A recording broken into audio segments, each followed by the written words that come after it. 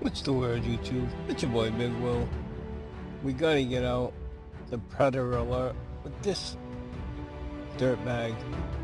He's 39 years old, 205 pounds, 6 feet tall, brown hair, brown eyes.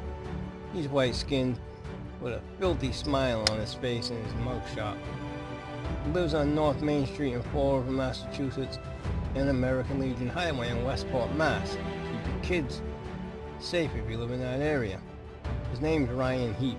He also goes by Robert Heap, or Robert Mark Dallier and Gilbert Dallier. He's got several aliases. Put in his mugshot, he's so happy, right? You see on 11/17/2008, he was charged with R and abuse of a child, subsequent offense.